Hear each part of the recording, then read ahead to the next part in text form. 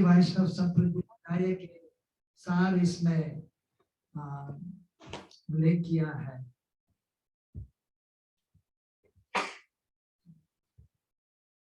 तो सर्वप्रथम how can I become free from miseries, तो भगवद गीता की भूमिका का पैराग्राफ 75-76। तो इसमें तो गीता महात्म्य में उल्लेख किया है। तो गीता ज्ञानाशीलस्य प्राणायामा परस्य च नावसन्ते हि पापानि पूर्व जन्म कृतानि च। ये द्वितीय गीता महात्म्य द्वितीय श्लोक है। यदि कोई भगवद गीता को निष्ठा तथा गंभीरता के साथ पढ़ता है तो भगवान की कृपा से उसके सारे पूर्व दुष्कर्मों के फलों का उस पर कोई प्रभाव नहीं पड़ता। तो ये इस प्रश्न का उत्तर इसमें है। तो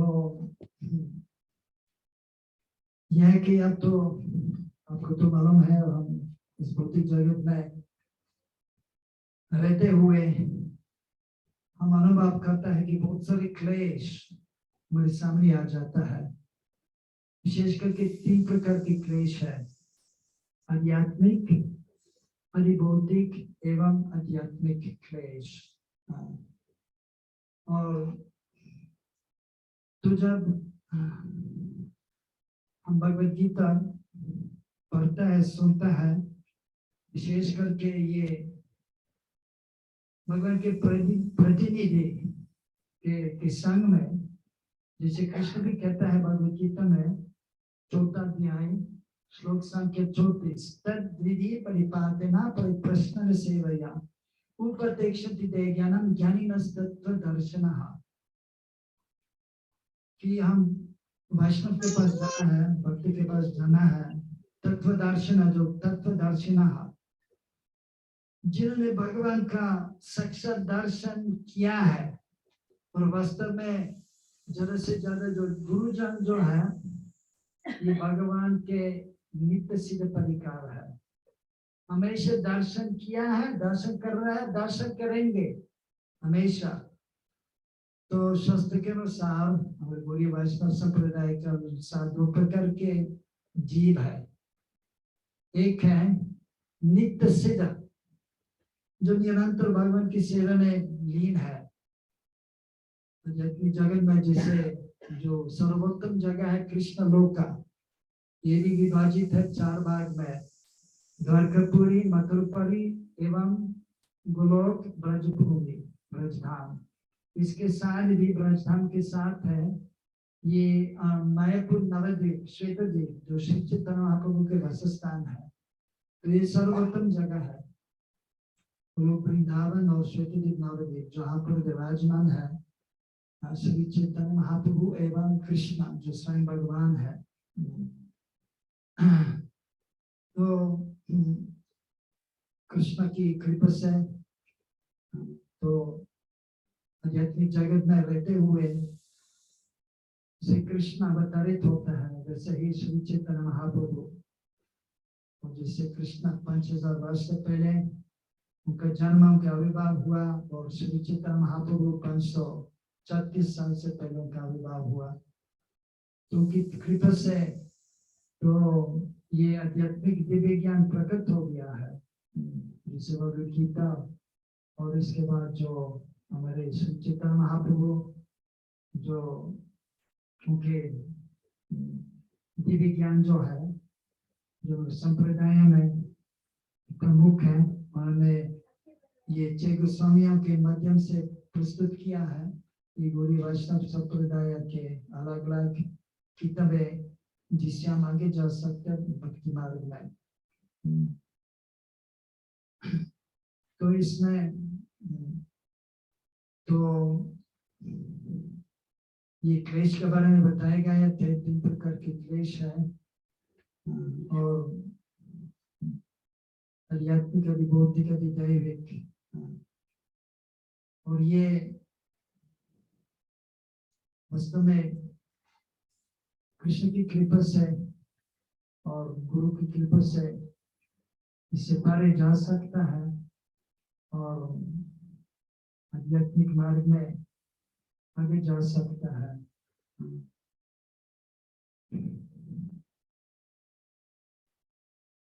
तो इसमें भगवद गीता के भूमिका में तो श्रील प्रभुपाद वैष्णव संप्रदाय में सार उल्लेख किया है और इसमें जैसे दिए गया ज्ञान है जो सबसे महत्वपूर्ण है कि 5 प्रकार के संबंध है कृष्ण के साथ। ये शांत, दास्य, सख्य, वात्सल्य एवं मधुर्य भाव उन्होंने उल्लेख किया है। और जब भजन करता है गुरु के संग में तो ये धीरे धीरे भजन करते करते अनुभव कर सकते हैं उनके संग में, गुरु के संग में।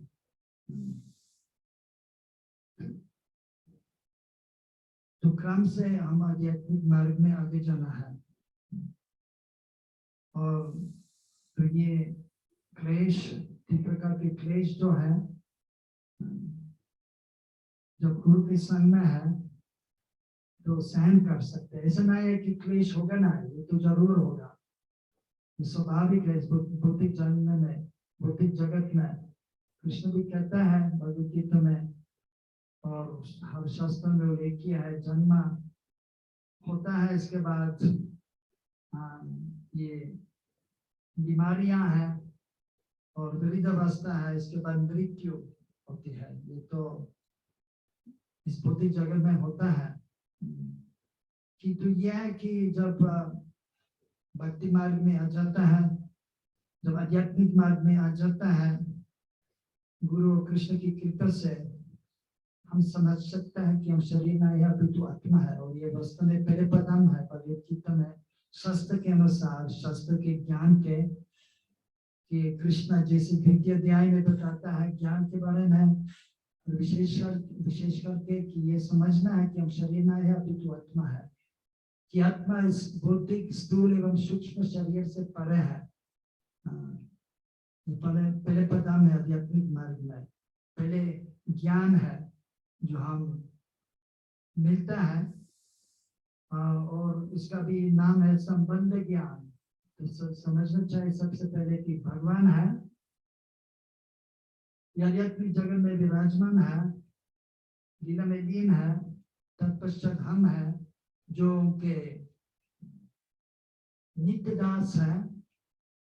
और इसके बाद यह है कि शुरुआत मैंने बताया गया था कि 2 प्रकार के जीव है, एक नित्य सीधा जो हमेशा आध्यात्मिक जगत में भगवान के साथ लीला में लीन है और हमेशा अनादि काल से लीला में है और ये कभी गिर जाएंगे ना इस भौतिक जगत में, संभव ना है। जैसे कृष्ण के परिकार जो है ललिता, विशाखा, सुदाम, श्रीदाम, नंद बाबा, यशोदा माँ, ये नित्य सिद्ध परिकार है।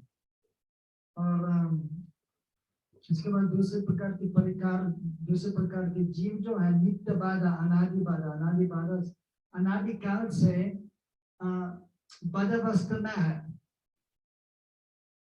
मतलब सेवा में लीन नहीं है। ये भी कृष्ण के नित्य सेवा है। कृष्ण सुपर नित्य कृष्ण दास, सब जीवात्मा कृष्ण के दास है, या विष्णु या रामचंद्र के दास है। लेकिन ये उनके सुप्त रूप में उनकी अवस्था है और तो अभी सेवा में लीन नहीं है। तो ये इस भौतिक जगत में, जब ये भौतिक जगत में कभी कभी प्रकट हो जाता है तो गिर जाता है इस भौतिक जगत में और इस 3 गुण के अंदर फंस जाता है। और इस कारण से तो अलग-अलग तो क्लेश, दुख सहन करना पड़ता है और उनके सामने आ जाता है और कभी कभी ये सहन करना मुश्किल है। और लोग ये स्वाभाविक है क्योंकि वास्तव में जीव जो है भगवान के अंश है, भगवान के स्वरूप है, सच्चिदानंद स्वरूप सनातन है और चिन्मय है, आनंदमय है और भगवान विभु है, असीमित है। और हम उनके अंश होते हुए हमारे वैसे ही उनके, हमारे जैसे उनके स्वभाव है वैसे ही हमारे है। हमारे भी स्वरूप है जो सनातन है, नित्य है, जो चिन्मय है, ज्ञानमय है एवं आनंदमय है, रूप है। लेकिन ये सीमित है, ये तुच्छ है। हाँ। तो जो बद्ध जीव जो इस भौतिक जगत में बाह्यमुख होकर भगवान से इस तीन गुण के अंदर फंसे हुए हैं, ये बहुत कष्ट उनके सामने आ जाता है और ये सहन करना पड़ता है, जो कभी मुश्किल है। तो इसे कैसे मुक्त हो जाता है?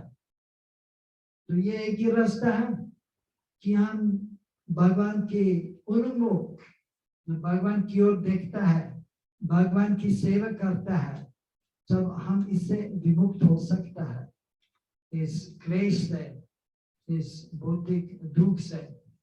और मन जो होता है, जब बाधावस्था में है तो बहुत चंचल है और तीन गुण के अंदर घूमते रहता है, और वास्तव में ये बाधा जीव को बहुत कष्ट देता है।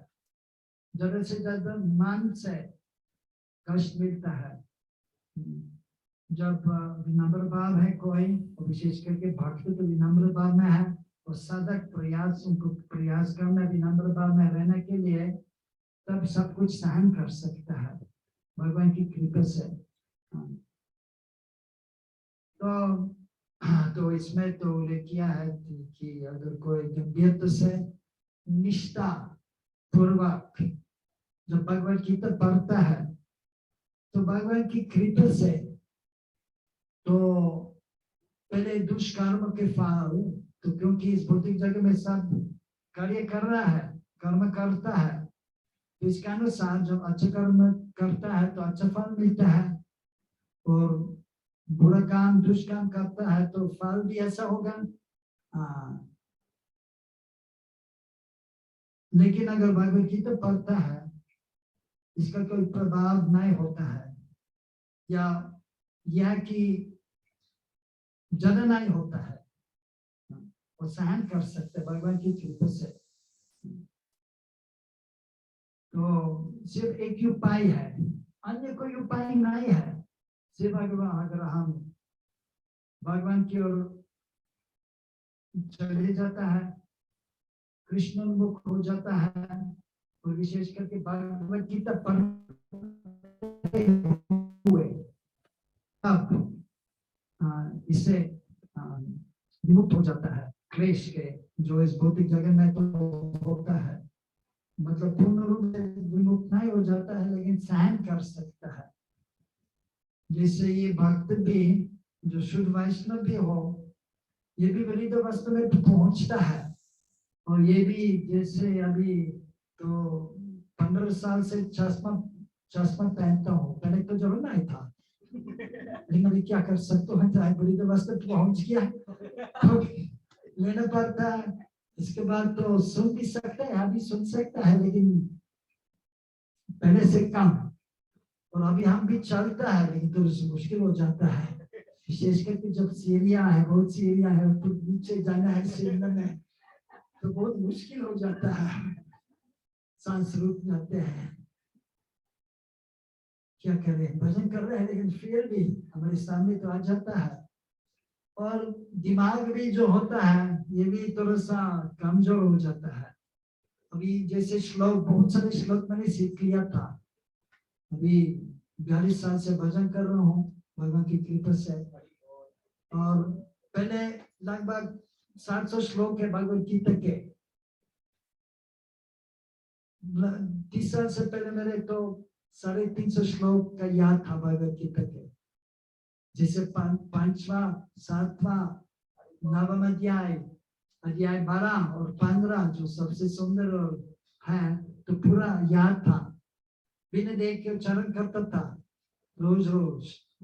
और पूजा करते करते अध्याय 12, कभी पहले 5वां 7वां ऐसे करके दो अध्याय उच्चारण करता था। बाहर जब अमेरिका में था मैं, प्रचार करता था, और यूरोप में भी। और लेकिन जब ब्रज में वापस आया भगवान की कृपा से, तो 42 साल से पहले भी ब्रज में आया था 1980, और वहां पर रह गया था। लेकिन इसके बाद प्रचार के लिए भी तो बाहर गए थे, और फिर से वापस आया तो भगवद गीता के श्लोक उच्चारण करता था।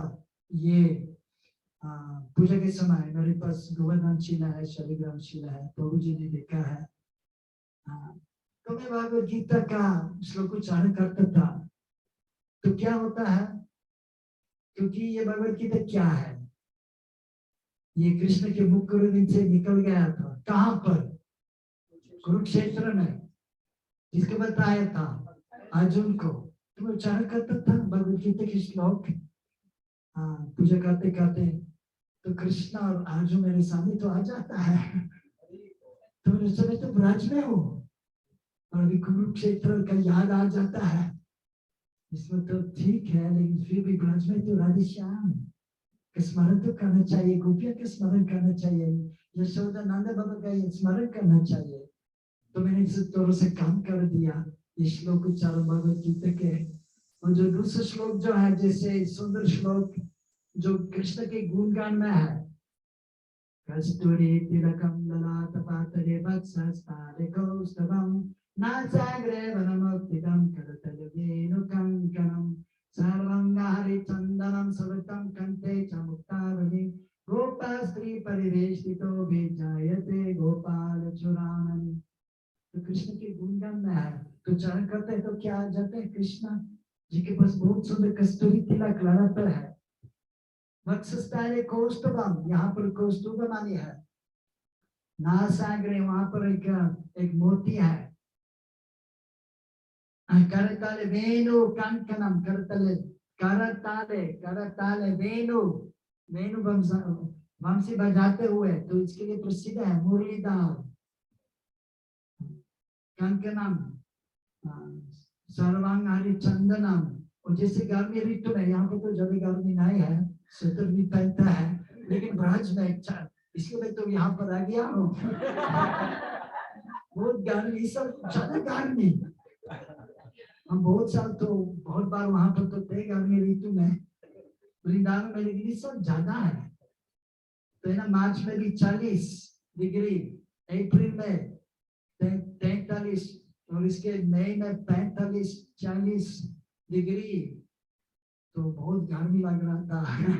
तो मैंने सोचा, क्योंकि हम स्विट्जरलैंड से है, पर्वतीय जगह है, मौसम बढ़िया है, ठंड तो है लेकिन ज्यादा गर्मी नहीं है। तो मैंने सोचा हिमालय की ओर जाना है, इसलिए यहाँ पर पहुंच गया। तो याद ऐसे लगता है कि स्विट्जरलैंड में थोड़ा सा ऐसा भी लगता है, पर्वतीय जगह है, जगह ठंड भी जब गर्मी भी नहीं है।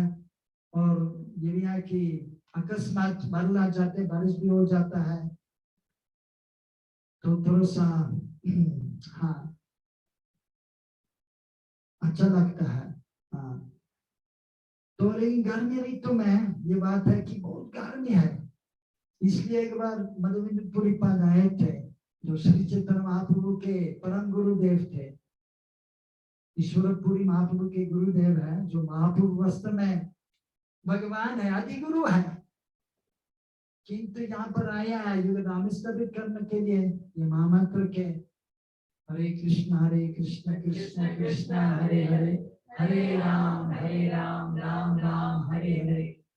इसके बाद यह है कि जो उदाहरणार्थ के लिए आया है कि भक्त के रूप में भगवान है, लेकिन भक्त के रूप में आया हमको दिखाने के लिए कि कैसे भजन करना है ब्रज भाव में।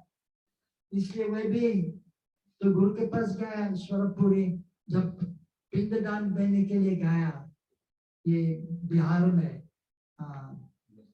गया, बोध गया, तो वहां पर पहुंच गया और भगवान को भोग लगाया, और ये विष्णु प्रसाद पूर्वजा को अर्पण किया थे। अकस्मात थे कि यहाँ पर ईश्वरपुर में आ गए, और उनसे भी मिले थे एक बार। ये ईश्वरपुरी एक बार नवदीप में आए थे चैतन्य महाप्रभु के घर पे, तो उनसे मिले थे, तो परिचय किए थे, महाप्रभु कहाँ से है, ऐसा होता था पहले, अब कहाँ से गुरु जी कौन है। और ये भी पहले भी पत्र भी था उसके, ये क्या कहता है जो इंट्रोडक्टरी हिंदी में क्या क्या बोलता है भूल गया अभी। परिचय पत्र, परिचय किया, परिचय पत्र तो उनको बताया था मैं वहां से हूँ। उसके बाद तो शिवपुरी, उन्होंने बोला हाँ याद है, मैं आपके घर पे भी गया था, प्रसाद भी पाया, तुमसे निवेदित कि आप मेरे को दीक्षा दे दीजिए, तुमको महामंत्र दिया है। और इसके बाद एक दूसरा मंत्र दिया था, ये गायत्री के समान है, ये गोपाल मंत्र, ये लेकिन पूरा तीसरा बार जो गोपी भाव के बारे में है, क्योंकि महाप्रभु आया है तो ये ब्रज भाव देने के लिए महामंत्र सहित ब्रज भाव, क्योंकि भाव के साथ नाम जप करना है, सेवा करना है, विशेष करके गोपी भाव देने के लिए आया है। तो उदाहरण के लिए तो दीक्षा लिया था और इसके बाद तो हरिनाम किया, हरिनाम उच्चारण किया और संकीर्तन आंदोलन शुरू किए थे। तो गुरु की कृपा के बिना हम आगे नहीं जा सकता है भक्ति मार्ग में। हाँ, तो श्री कृष्ण भी कहता है और हर शास्त्र में उल्लेख किया है कि भक्ति के सबसे पहले अंग क्या है, 64 भक्ति क्या है, वो उन्होंने उल्लेख किया है रूप गोस्वामी, ये गुरुपद आश्रय सबसे पहले है। तो जब जो भगवान के प्रतिनिधि है, जब उनके पास जाता है तो जब भजन करता है तो आगे जा सकता है। तब जो क्लेश जो होता है इस भौतिक जगत में, समस्या जो आ जाता है, ये सहन कर सकता है, पार कर सकता है और आगे जा सकता है भक्ति मार्ग में। हरे कृष्ण। स्पष्ट है? कोई प्रश्न है? आगे चलता है। हाउ कैन भगवत गीता अंतिम अंश में जोर देकर कहता है,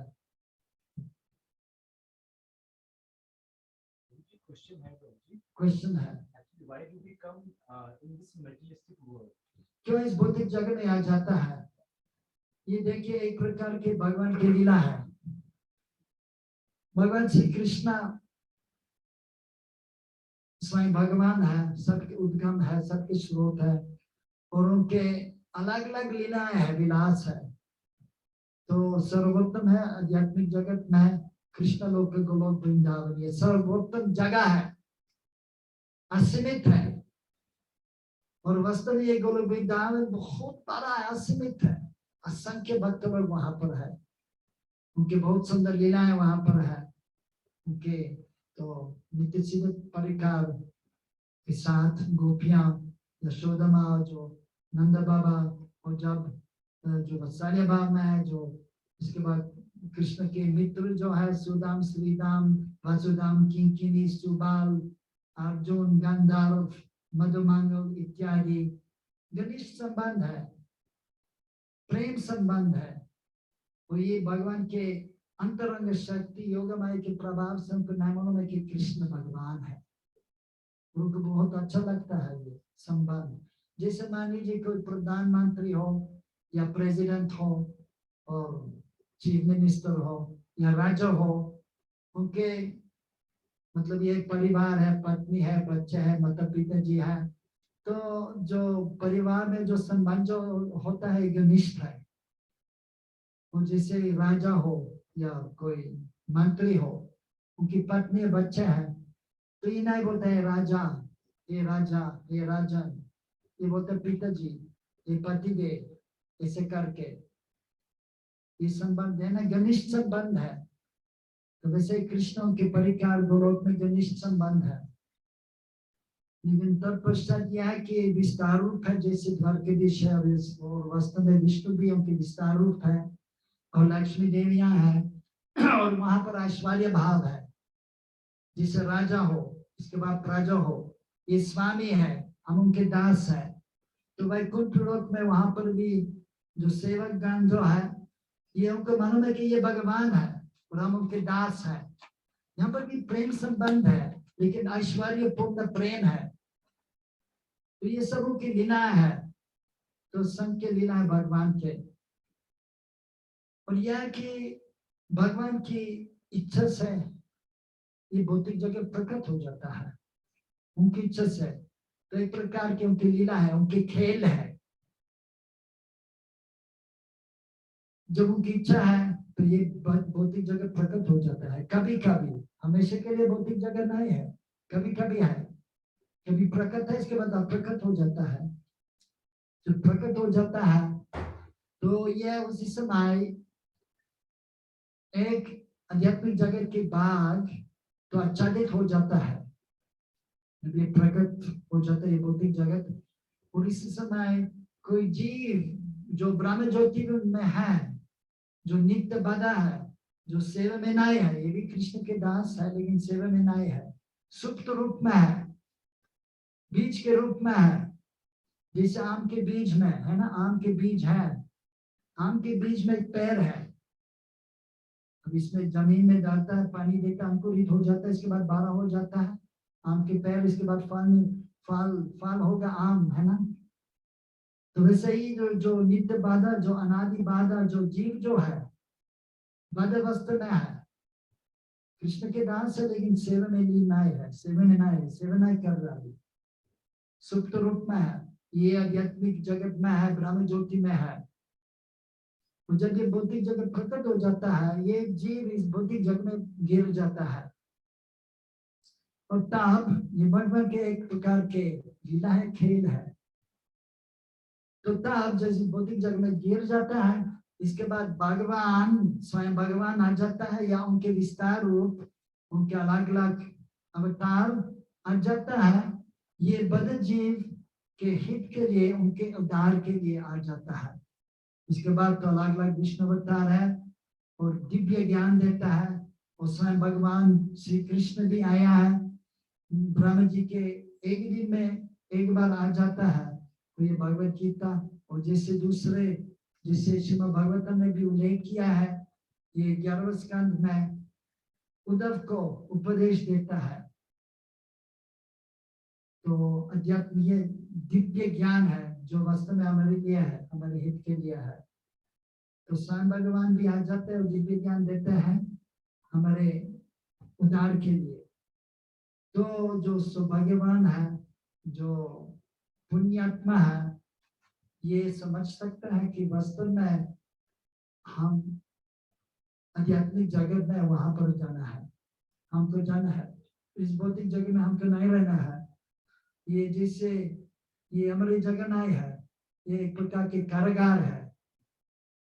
तो यह जैसे मछली है, मछली जल में होना चाहिए ना, समुद्र में या नदी में होना चाहिए तो अच्छी तरह से तैर सकते, अच्छा लगता है। अगर जमीन पे कभी कभी हो जाता है, कभी जमीन पे अगर तो इसमें आ जाता है तो उसी समय तो अच्छी तरह से नहीं रह सकता है। तो वैसे ही हम वास्तव में आध्यात्मिक जगत में हमको वहां पर होना चाहिए, हमको वहां पर जाना है और ठाकुर जी भगवान कृष्ण की सेवा करना है। लेकिन हम भगवान की इच्छा से हम बदावस्था में है, लेकिन अभी उनकी कृपा से या उनके प्रतिनिधि के माध्यम से हम समझ सकते हैं कि हम जब मनुष्य शरीर में है, जो पशु पक्षी के शरीर में है या वृक्ष के शरीर में है, ये जीव कुछ नहीं समझ सकता है।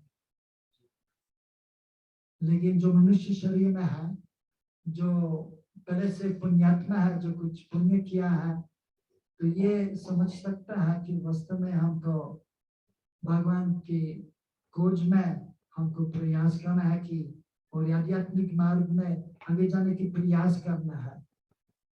मतलब ये प्रेरणा दिल से, मतलब अंदर से आ जाता है। परमात्मा दिल में है, मार्गदर्शन देने के लिए देता है, लेकिन हम अच्छी तरह से नहीं सुन पाता है, इसलिए गुरु सामने आ जाता है और उनकी कृपा से हम और भी कुछ समझ सकते हैं और आगे जा सकता है।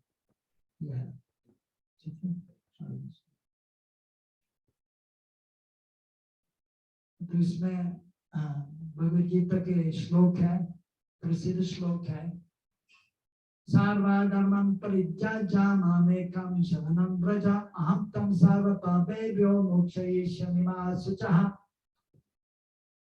और कृष्ण कहता है अर्जुन को सब धर्म का त्याग का एकमात्र मेरी ही शरण में आओ, मैं तुम्हें समस्त पापों से मुक्त कर दूंगा, तुम डरो मत। तो इस प्रकार अपनी शरण में आए भक्त का पूरा उत्तरदायित्व भगवान अपने ऊपर लेता है और उसके समस्त पापों को क्षमा कर देता है। तो ये कोई पूछ सकते ये हम तो धर्म के पालन करना है, लेकिन कृष्ण कहते हैं सर्वधर्मं परित्यज्य, सब धर्म को त्याग कर दो। इसका क्या अर्थ है?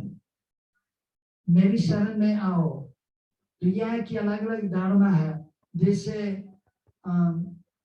शास्त्र में भी उल्लेख किया है। तो वास्तव में दो प्रकार के धर्म है, नित्य धर्म एवं नैमित्तिक धर्म। नित्य धर्म जो वास्तव में धर्म है, पर धर्म, सनातन धर्म, जैव धर्म, जीव का धर्म, ये नित्य धर्म। तो जो ये है कि ये जीव के जो स्वभाव जो होता है कृष्ण की सेवा करना है, और ये वास्तविक धर्म है, ठाकुर जी की सेवा करना, भगवान की सेवा करना। लेकिन इसके अलावा तो ये नित्य धर्म है, सनातन धर्म। कृष्णेव जीवेर सुखो कृष्णेव नित्य दास, हम कृष्ण के दास है। लेकिन जब ब्रज में आ जाता है उसी समय दूसरे संबंध भी है, जिससे वत्सल्य भाव। लेकिन इसमें भी दस्या है, जिसे यशोदा माँ के वत्सल्य भाव है, लेकिन इसके अंतर्गत भी दस्य भाव भी है, मैत्री भाव भी है। तो सेवा करना चाहती है, कृष्ण की सेवा करती है, लेकिन वत्सल्य भाव में।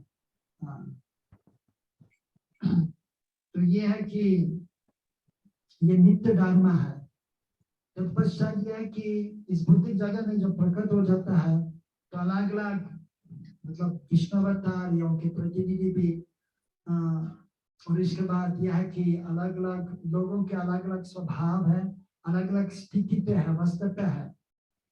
तो जैसे बच्चा है तो पहले प्रथम श्रेणी के, इसके बाद द्वितीय श्रेणी, तृतीय श्रेणी। तो प्रथम श्रेणी के अध्यापक जो है उनको बहुत सरल विधि से कुछ समझाता है। पहले तो ABC सीखना है और गिना 1 से 10, इसके बाद तो आगे जा सकता है। वैसे ही इसमें भी नैमित्तिक धर्म में अलग अलग मतलब देश काल पत्र के अनुसार अलग अलग उपदेशक है, जिससे अलग अलग लोग आगे जा सकता है, अपने वस्त्र से थोड़ा आगे जा सकता है। जैसे जीसस क्राइस्ट, ये भी भगवान के वस्त्र में ये प्रतिनिधि है। ये भगवान की प्रेरणा से तो पश्चिम देश में कुछ प्रचार किया, उनको समझाए लोगों को कि भगवान है, हम शरीर नहीं अपितु आत्मा है, लेकिन पूरा ज्ञान नहीं दिया क्योंकि ये योग्य नहीं थे समझने के लिए। इसके बाद मोहम्मद भी कुछ ज्ञान दिया, और इसके बाद भरतवर्ष में भी अलग अलग अवतार आया है, जैसे ऋषभदेव, उन्हें भी कुछ बताए गए थे। इसके बाद इससे जैन धर्म प्रकट हो गया है, लेकिन वास्तव में उनके जो मूलता जो उनके जो ज्ञान जो दिए गया था, ये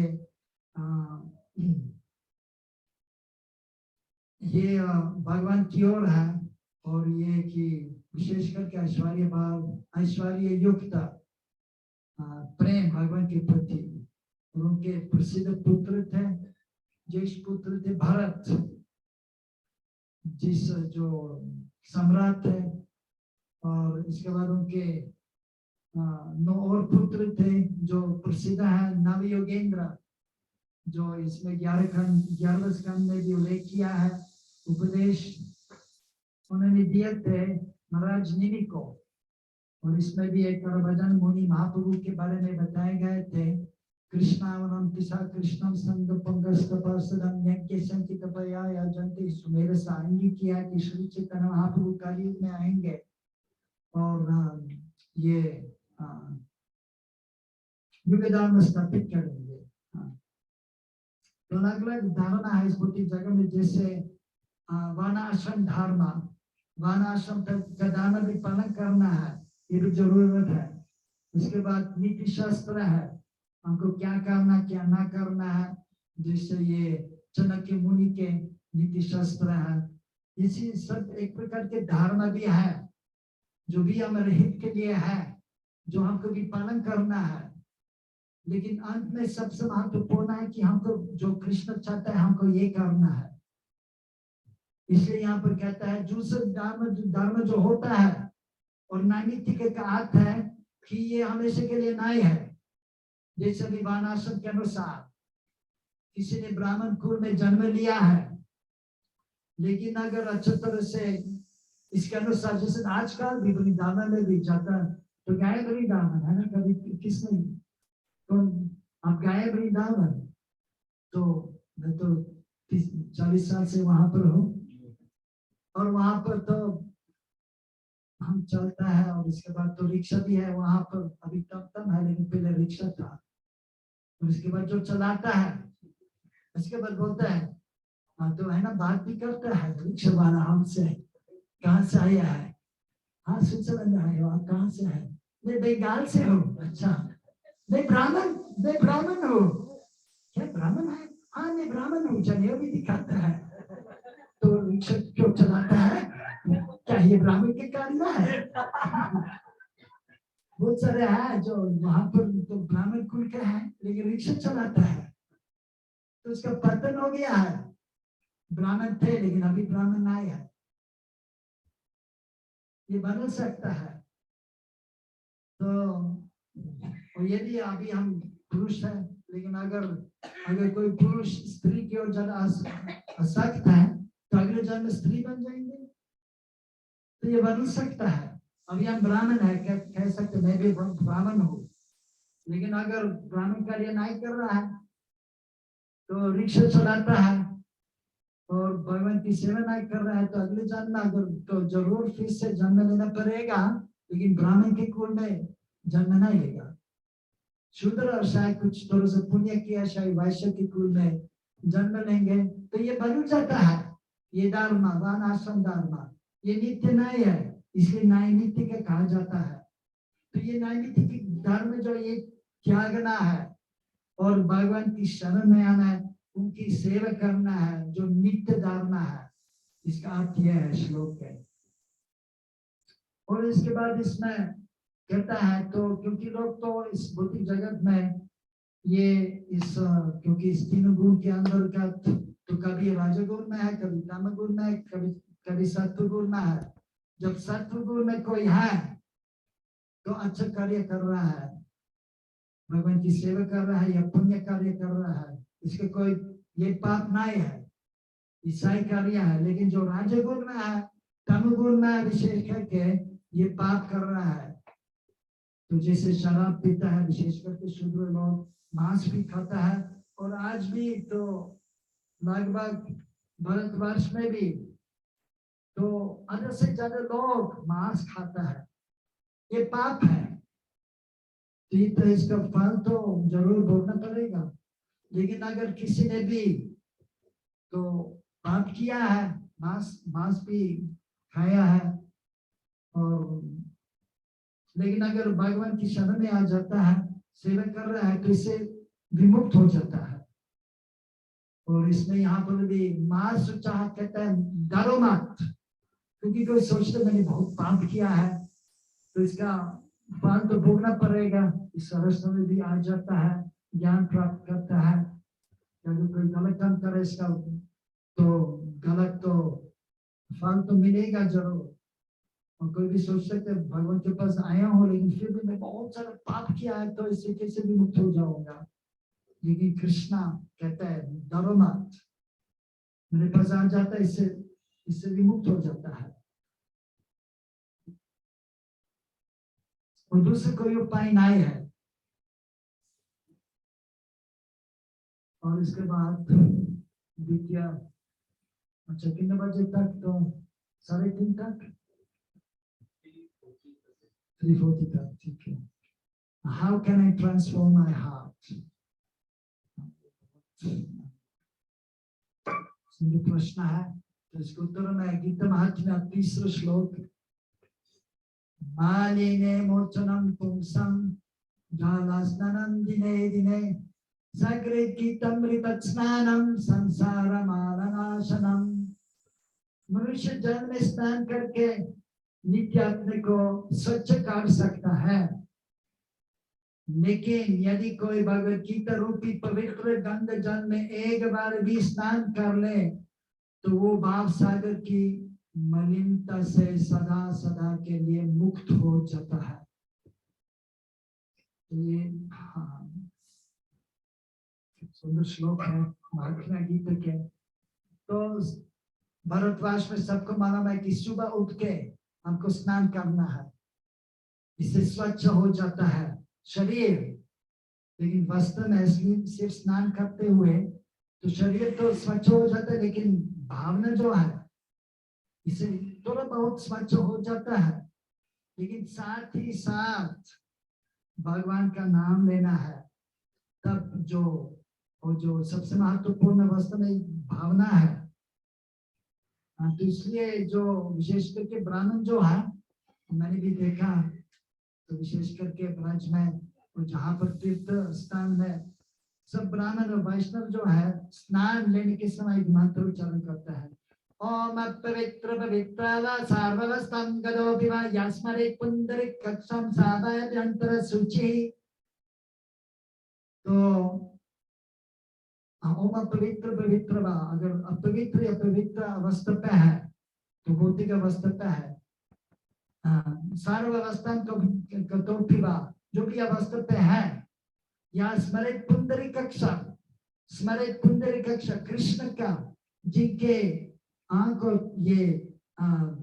ये जो कमल पुष्प के समान है, कमल पुष्प के डाल के समान है, बहुत सुंदर कृष्ण के आंखों है।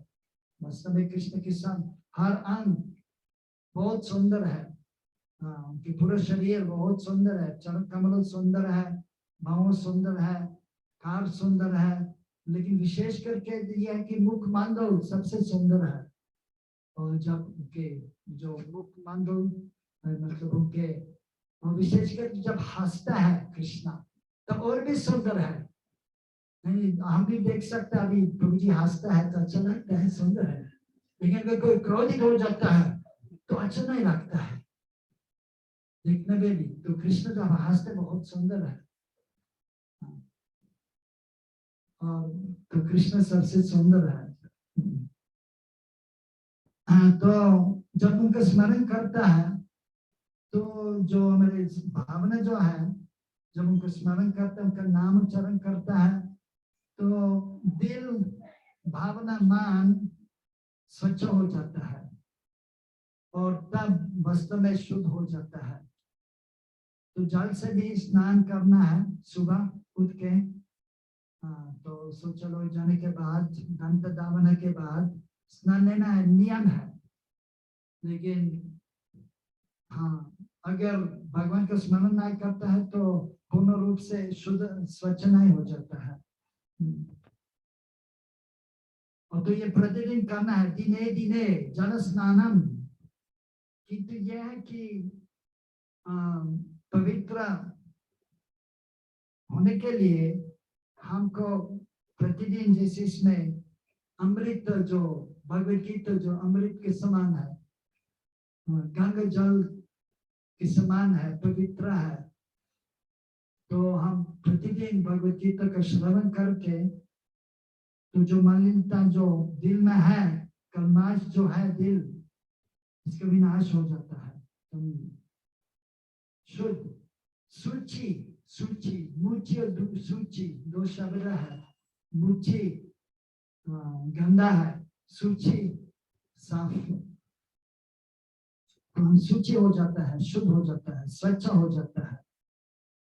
इसलिए प्रतिदिन, इसलिए प्रभुपाद स्थापित किया है कि प्रतिदिन भगवत गीता का पाठ करना चाहिए, सुबह श्रीमद् भागवतम और शाम को भगवत गीता का श्रवण का कीर्तन का स्मरण करना है प्रतिदिन। इसे करते हुए जो हमारी दिल जो है सच्चा हो जाता है और कृष्ण के प्रति प्रेम प्रकट हो जाता है। यह कि कृष्ण प्रेम सब जीव के अंतर्गत है, लेकिन यह कि आच्छादित है किन गुणों से, इस भौतिक आवरण से आच्छादित है। लेकिन भजन करते करते ये जो हम ये दिल तीन गुण से विमुक्त हो जाता है, आच्छादन जो है इससे विमुक्त हो जाता है, तो प्रकट हो जाता है धीरे धीरे। Why should I read Bhagavad Gita? ये भी गीता महात्म्य के श्लोक है।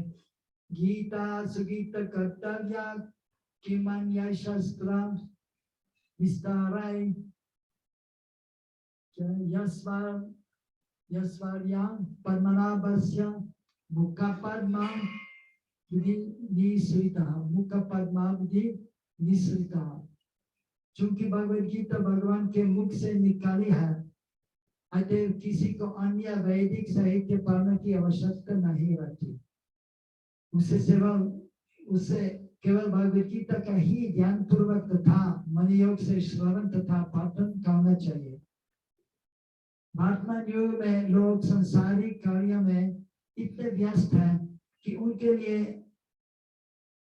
समस्त वैदिक साहित्य का अध्ययन कर पाना संभव नहीं रह गया है, परंतु इसकी आवश्यकता भी नहीं है। केवल एक पुस्तक भगवद गीता ही पर्याप्त है, वैदिक ग्रंथों का सार है और इसका प्रवचन भगवान ने किया है। तो ये गीत भागवत गीता, भागवत के गीत भगवान श्री कृष्ण के मुख से निकल गया है। ये दिव्य ज्ञान अमृत समान है, जिससे हम अमर हो जाता है, जिससे हम समझ सकते हैं कि हम वास्तव में शरीर आत्मा है, जो अमर है, जो सनातन है। और तो वेद शास्त्र है, वेद मतलब ये दिव्य ज्ञान है जो भगवान से भिन्न है। लेकिन वेद शास्त्र इसमें बहुत सारे श्लोक है और इससे समझने के लिए योग्यता होनी चाहिए। और पहले भी ये वेद ज्ञान जो व्यासदेव ने भी विभाजित किया है 4 भाग में। एक वेद, इसके बाद विभाजित किया 4 भाग में, ऋग्वेद, यजुर्वेद, समवेद एवं अथर्ववेद। लेकिन इसमें बहुत सारे श्लोक है और ये समझना कठिन है, योग्यता होना चाहिए। और ये ज्ञान, वेद ज्ञान पहले से ब्राह्मण को बताया गया था। ये अध्यापक गुरुजन सिर्फ ब्राह्मण कुल के विद्यार्थी को ये ज्ञान दिए गए थे। इसके बाद व्यासदेव ने ये वेदांत के सार प्रस्तुत किए थे। ये वेदांत सूत्र ये भी 4 भाग में है। एक पहले भाग संबंध ज्ञान के बारे में है, द्वितीय अभिधेय ज्ञान और तृतीय भाग भी अभिधेय ज्ञान के बारे में है, और चौथा भाग ये प्रयोजन ज्ञान के बारे में है। 3 अवस्था है। संबंध ज्ञान, पहले आपने संबंध समझना चाहिए, इसके बाद गुरु के आदेश अनुसार भजन करना है। यह अभिधेय ज्ञान जब आगे पहुंचता है अर्थ की अवस्था पे, तब प्रयोजन ज्ञान तो प्रस्तुत मतलब दिया जाता है, जिससे हम प्रेम से कृष्ण की सेवा कर सकते हैं और आदान प्रदान होता है। तो लेकिन ये वेदांत सूत्र पढ़ना भी और ये समझना मुश्किल है। इसलिए श्रीमद् भागवतम श्री व्यासदेव और सुखदेव गोस्वामी के माध्यम से प्रकट हो गया है। और स्वयं भगवान श्री कृष्ण ये भगवद गीता ये भी वैदिक साहित्य के सार है, प्रस्तुत किया है, जिससे हम समझ सकते हैं कि हम शरीर नहीं आत्मा है, जिससे हम समझ सकते हैं कि हमको कर्म करना है लेकिन भगवान केंद्र में होना चाहिए, और अंत में कि हम प्रेम से, प्रीति से, भाव से, भक्ति से भगवान की सेवा करना है। और अंत में जैसे उल्लेख किया है, सब दूसरे जो धर्म जो है नैतिक धर्म छोड़ना है। तो ये शास्त्र के सार है। तो इसलिए कहा जाता है कि गीता महात्म्य में कैसे भगवत गीता पढ़ते हुए, लेकिन ये भी शुद्ध वैष्णव के संग में तब आगे जा सकते हैं और दूसरे कोई शास्त्र पाने की जरूरत नहीं है जब शुद्ध वैष्णव के संग में है, जो भगवान के प्रतिनिधि है, जिनको भगवान के भाव समझ सकता है। जिसे महाप्रभु आए थे, इसके बाद तो दिव्य ज्ञान दिया था ये रूप गोस्वामी को, और श्री चैतन्य मनोभीष्टम स्थापितम येन भूतले स्वयं रूप गदामयं ददाति सात्वदन्तिका। तो रूप गोस्वामी चैतन्य महाप्रभु के प्रिय भक्त है और उन्होंने प्रस्तुत किया मेरे हित के लिए, जो चैतन्य महाप्रभु के उपदेश के साथ हमारे हित के लिए है। What is the origin of Bhagavad Gita? तो इसमें तो भगवत गीता के स्रोत क्या है? गीता महात्म्य, भरत अमृत सर्वस्वं विष्णु, क्या विष्णु वक्र निश्रितम, ईसाई है इसमें विष्णु बाबा, इसमें देख लीजिए। इसमें तो मेरे ख्याल से इसमें मेरे ख्याल से ठीक नहीं है, इसमें देख लीजिए।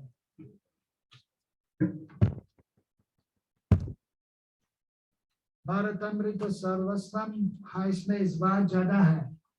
विष्णुवक्त्र निश्रिता गीता गंधोदकं पीत्वा पुनर्जन्म न विद्यते, इसमें एक बार ज्यादा है। विष्णु बाबा विष्णुवक्त्राब्धि निश्रितम गीता गंधोदकं पीत्वा पुनर्जन्म न विद्यते, पुनर्जन्म न विद्यते, ये प्रसिद्ध है। गीता में भी उल्लेख किया है, जन्म कर्म च मे दिव्यम एवं यो वेति तत्वतः त्यक्त्वा देहं पुनर्जन्म न जन्म न। तो ये बहुत महत्वपूर्ण श्लोक भी है। जन्म जो जन्म कृष्ण के जन्म कार्य जन्म कर्म चलेरियम जो दिव्य है, समझ सकता है, लेकिन इसमें भी उल्लेख किया वेति तत्वतः, वास्तव में वेति तत्वतः शब्द महत्वपूर्ण है, जो अच्छी तरह से समझ सकते। जब गुरु के वैष्णव जो उत्तम वैष्णव के संग में है तो अच्छी तरह से समझ सकता है कृष्ण के जन्म जो दिव्य है, कृष्ण के लीलाएं जो दिव्य है। तब उनकी कृपा से हम पुनः जन्म, तो तब शरीर चलते हुए फिर से जन्म नहीं लेना पड़ेगा। तो जो गंगा जल पीता है उससे मुक्ति मिलते हैं। अतः उसके लिए क्या कहा जाए, जो भगवत गीता का अमृत पान करता हो। भगवत गीता महाभारत का अमृत है और इससे भगवान कृष्ण मूल विष्णु ने स्वयं सुनाया है।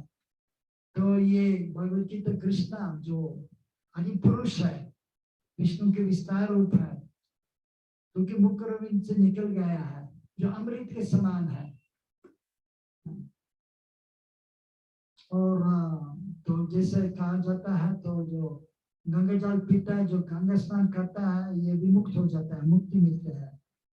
लेकिन जो भगवत गीता सुनता है या पढ़ता है और कृष्ण इसके अनुसार कृष्ण की सेवा करता है, ये भी मुक्ति मिलता है। लेकिन इससे ज्यादा भी है कि भक्ति मार्ग में प्रवेश कर भक्ति मिलता है, तो भक्ति मुक्ति से श्रेष्ठ है। जिसे मायावादी है, ये भी मुक्ति मिल सकता है। ये इसमें ब्रह्म ज्योति में लीन हो जाता है, जहां से भी आए वहां पर जाता है, लेकिन इसका कोई फायदा नहीं है। लेकिन वास्तव में जीव के वास्तविक जीवन कृष्ण की सेवा में है, तो कृष्ण सेवा ही करना है।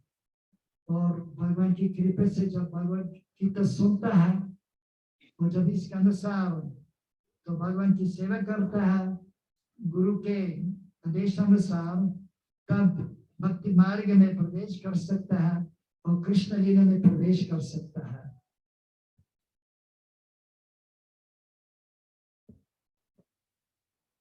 Why is Bhagavad Gita essence of all Vedas? निस्संदेह भगवान के मुख से तथा चरण में कोई अंतर नहीं है, लेकिन निष्पक्ष अध्ययन से हम क्या पाएंगे कि भगवद गीता गंगा जल की अपेक्षा अधिक महत्वपूर्ण है। और यह एक दृष्टि से मुख और चरण में कोई अंतर नहीं है। और जल जो निकलता है गंगा जल, गंगा देवी चरण से निकल गया है और गीता मुखरण से निकल गया है, तो कोई अंतर नहीं है, लेकिन फिर भी कोई अंतर भी है। और जैसे गोपियां ब्रज में और ब्रिजवासियां कृष्ण के सेवा में लीन है और कृष्ण के चरण भी देखता है और देखता कि बहुत सुंदर है, लेकिन कृष्ण के साथ खेल रहे हैं और क्या देखना चाहते, कृष्ण के मुखमंडल। तो श्रेष्ठ है, मुखमंडल चरण से श्रेष्ठ है। और इसमें गीता मात्र का श्लोक है, सर्वोपनिषदो गावो दुक्ता गोपालनंदना पार्थो वत्सा सुधीर्भोक्ता दुक्ता गीतामृतम महत्। या गीतोपनिषद, भगवद गीता के दूसरा नाम है गीतोपनिषद। ये गीतोपनिषद भगवद गीता जो समस्त उपनिषदों का सार है। तो ये वेद शास्त्र है, इसके अलावा ये अलग अलग पुराना है, उपनिषदों है, ये सब इसके वेद शास्त्र के अंतर्गत है। श्रुति और स्मृति है, तो मूल है ये वेद, चारों वेद। इसके बाद दूसरे उनके भगवान के प्रतिनिधि के माध्यम से प्रकट हो जाता है, तो उपनिषद के सार है। गाय के तुल्य है और ग्वाल के रूप में विख्यात भगवान कृष्ण इस गाय को धो रहा है। तो ये तो कृष्ण तो गो तो ही है, इस नाम से भी प्रसिद्ध है गोपाल।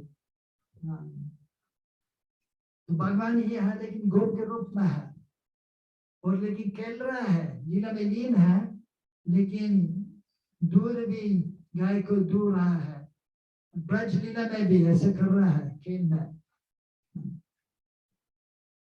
तो अर्जुन बछड़े के समान है और सारे विद्वान तथा शुद्ध भक्त भगवद गीता के अमृतमय दूध का पान करने वाला है।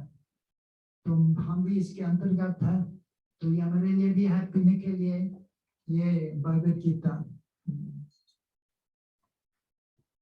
और जैसे बछड़े और मनुष्य भी जब गाय पीता है, तो जो विशेष करके बच्चे के लिए बहुत महत्वपूर्ण है, हमको रोज रोज दूध देना है। लेकिन बड़े लोग के लिए भी दूध पीना तो स्वास्थ्य के लिए अच्छा है। और इसके बाद जो दूध के जो सार जो है घी, ये भी शरीर के लिए लाभदायक है।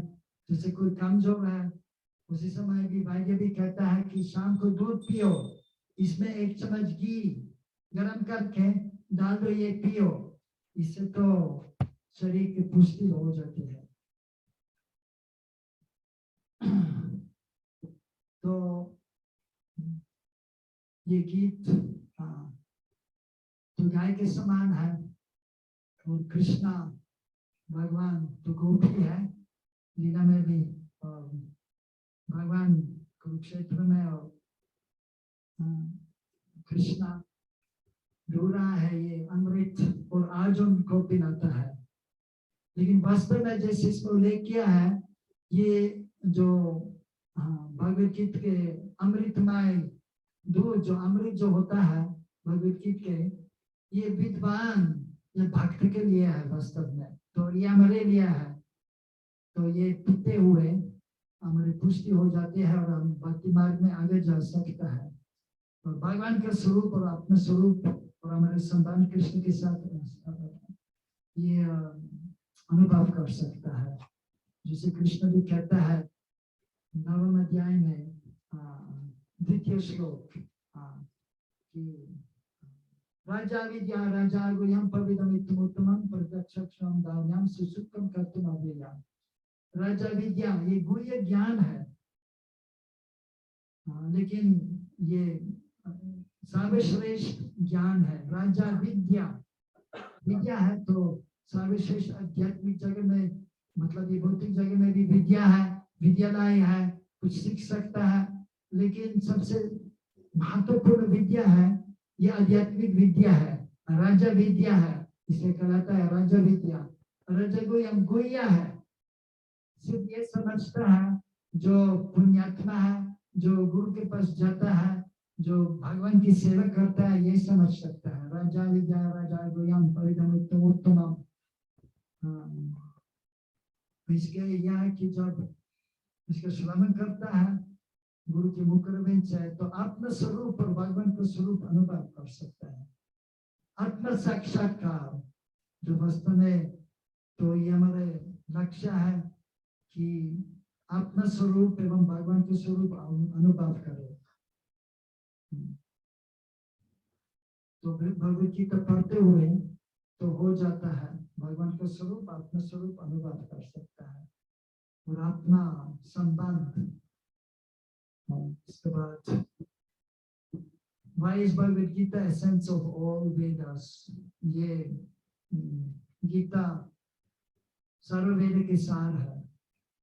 तो ये अंतिम श्लोक गीता महात्म्य के एकम शस्त्रम देवकी पुत्र गीतम एक देवकी पुत्र एवा एक देवकी पुत्र एवा एक मंत्रस्तस्या नमानि यानि कर्मण्येकं तस्य देवस्य सेवा।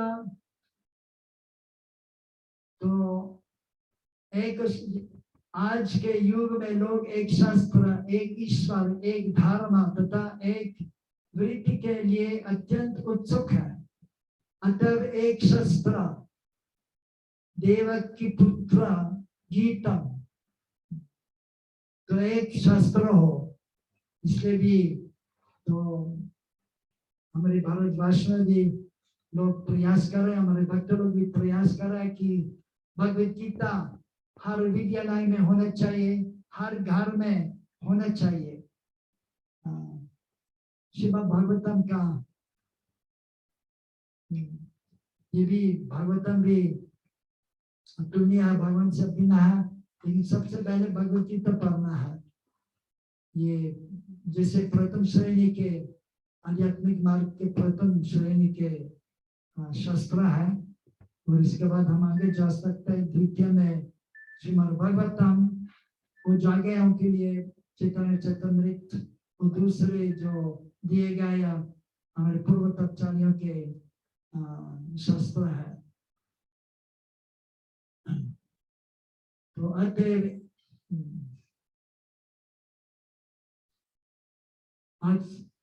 एक शास्त्र देवकी पुत्र गीतम, केवल एक शास्त्र भगवत गीता हो जो सारे विश्व के लिए हो। एक देवो देवकी पुत्र एवं, सारे विश्व के लिए एक ईश्वर हो, श्री कृष्ण। लेकिन ये तुरंत तो स्थापित करना तो संभव नहीं है, इसलिए धीरे धीरे तो प्रचार करना है पूरे विश्व में। एक मंत्र नमानि यानि, और एक मंत्र, एक प्रार्थना हो, उनके भगवान, उनके नाम का कीर्तन, हरे कृष्णा कृष्णा कृष्णा हरे हरे, हरे राम राम राम हरे हरे। और केवल एक ही कार्य हो, भगवान की सेवा। ये भगवत गीता के गीता महात्म्य के अंतिम श्लोक है। तो हमको ये अपना जीवन में स्थापित करना है। इसके बाद जो ये हमारे सौभाग्य क्या है, प्रभुपाद की कृपा, महाप्रभु की कृपा, कृष्ण की कृपा से हम समझ सकता है कि भगवान श्री कृष्ण परमेश्वर है, कि हम उनके सेवक हैं, और कि हमको प्रभु जी भगवान की सेवा करना है। और विशेष करके श्री चैतन्य महाप्रभु की आईटी की कृपा से जो कलयुग में आध्यात्मिक मार्ग में आगे जाना आसान नहीं है, कठिन है वास्तव में, लेकिन महामंत्र के माध्यम से, बिना ज्यादा नियम से तुम आगे जा सकता है। जिससे महाप्रभु भी कहता है कि नाम नामकारी बौद्धनि शक्ति प्रापिता निमित्त स्मरण काला एतादृशी तब भगवान कि ज्यादा नियम, तो इसमें कोई नियम नहीं है, मतलब थोड़ा बहुत नियम का पालन तो करना पड़ेगा, लेकिन यह कि दूसरे जैसे वैदिक शास्त्र के जो मंत्र जो है, जैसे गायत्री के, ये स्नान करके और जब ये भी आचमन करके तो विधिवत पूर्वक मंत्रोच्चारण करना है। लेकिन महामंत्र के लिए कोई ऐसा नियम नहीं है। हर समय तो प्रसाद पाते हुए भी और लेते हुए भी तो महामंत्र को उच्चारण कर सकता है। लेकिन फिर भी सुबह उठ के स्नान करके जब जप करता है भक्ति के संग में गुरु के आदेश के अनुसार, तो उसी समय ज्यादा लाभ मिलता है और वैसे ही ऐसा करना ही है। लेकिन हर समय महामंत्र उच्चारण कर सकता है। तो महाप्रभु की विशेष कृपा से और उनके प्रतिनिधि हमारे गौरी वैष्णव संप्रदाय के आचार्य के माध्यम से हम अच्छी तरह से भक्ति मार्ग में, आध्यात्मिक मार्ग में आगे जा सकता है और संभावना है कि हम जल्दी उत्तम अवस्था पर पहुंच सकता है, भगवान और आत्म स्वरूप अनुभव कर सकता है। हरे कृष्णा कृष्णा कृष्णा हरे हरे, हरे राम राम राम हरे हरे। और अंतिम प्रश्न है, what is the origin of Bhagavad Gita as it is edition? ये भगवद गीता कैसे यहाँ पर आ गया है, इसमें परंपरा उल्लेख किया है भगवद गीता के एवं परंपरा प्रथम इमाम राजा से हुई। यह भगवद गीता यथारूप इस गुरु परंपरा द्वारा प्राप्त हुई है। तो कृष्ण आदि गुरु है, दिव्य ज्ञान ब्रह्म जी को दिया गया था। इसमें भी उल्लेख किया है श्रीमद् भागवतम के द्वितीय स्कंध 9वां अध्याय श्लोक संख्या 33-36 तक, ये चतुश्लोकी भागवत है। तो और उन्होंने तो भी कृष्ण भी ब्रह्म जी को गायत्री मंत्र दिया था और दिव्य सरस्वतियों को भी गोपाल मंत्र दिया था ब्रह्म जी को। और ये जब करते हुए, तपस्या करते हुए तो दिव्य ज्ञान प्राप्त किया। और श्रील भक्ति सिद्धांत सरस्वती ठाकुर ने उल्लेख किया है, ये जो ग्रंथ ब्रह्म संहिता जिन्होंने प्रस्तुत किया था, ये ब्रह्म जी उच्चारण किए थे। इसमें कि जो मंत्र जप करते हुए आत्म स्वरूप भगवान का स्वरूप और गोलोक धाम, भगवान श्री कृष्ण गोलोक धाम ने अनुभव किया, गोलोक धाम अनुभव किया था। इसके बाद आत्म स्वरूप भी अनुभव किया कि मैं एक कृष्ण के दासी हूँ, एक गोपी हूँ। लेकिन पूरा जो डिटेल जो है उसी समय शुरुआत में अनुभव नहीं किया था। जिससे हमको भी अभी मालूम है हम शरीर ना या फिर आत्मा है, लेकिन हमारे स्वरूप क्या है, हमारे आध्यात्मिक नाम क्या है। जैसे भी दीक्षा मिल गया है यहाँ पर लक्ष्मी नारायण है ना, लक्ष्मी सिंहदास और विष्णु गौर दास, लेकिन ये साधक के नाम है ना, साधक के शरीर में है। लेकिन ये भी दिव्य शरीर है, अनुभव किया आत्म शरीर, दिव्य शरीर अनुभव किया पूर्ण रूप से। आपका नाम क्या है गोलोक में? तो ये असंभव है ना। तो लेकिन मालूम है हम शरीर ना या फिर तो आत्मा है, और वहां पर क्या है, गोलोक क्या है। लेकिन हम क्या है वहां पर, हम गोपी है या गोप है या तोता है और क्या है हमको नहीं मालूम है। कोई सोच सकते तोते ये क्या है। लेकिन देखिए सुखदेव गोस्वामी सुना है ना, जो श्रीमद् भागवतम प्रस्तुत किया है व्यासदेव के पुत्र, ये तोता है गोलोक वृंदावन में, एक तोता है, लेकिन बहुत अच्छा तरह से कृष्ण का गुणगान कर सकता है। हम कृष्ण के गुण गान नहीं कर सकता है।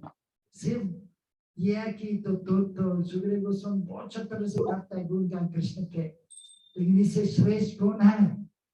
ये कृष्ण के प्रिय, सबसे प्रिय ये गोपियां है, सीतामती रानी की दासियां जो है, जिससे रूपा गोस्वामी जो रूप मंजारिया है, रघुनाथ दास गोस्वामी जो रति मंजारिया है, ये सबसे अच्छे तरह से कृष्ण रानी की गुणगान कर सकता है, सुखदेव गोस्वामी से भी अच्छा।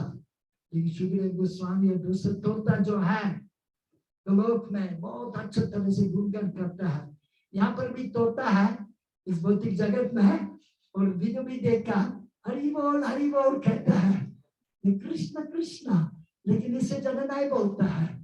लेकिन आध्यात्मिक जगत में तोता बहुत अच्छे तरह से कृष्ण की गुणगान करता है। तोता है शुक्र सारी, पुल्लिंग और स्त्रीलिंग है, तो है ना, जो सुख जो है ये पुल्लिंग है, ये कृष्ण के साथ है ना, पुरुष पुरुष के साथ है, स्त्री स्त्री के साथ है। जैसे बंदर कृष्ण के साथ है, बंदर या रानी के साथ है, तो उनके नाम भी है वहां पर कृष्ण के, है ना, तो क्या नाम है मालूम है? एक है दक्ष, एक का नाम है दक्ष, ये दक्ष है कृष्ण के गुणगान में। और रानी के तोता जो है सारी जो है उसका नाम है मंजू भाषिनी, मंजू भाषिनी, तो बड़ी दूर वाणी से रानी के गुणगान करते हैं।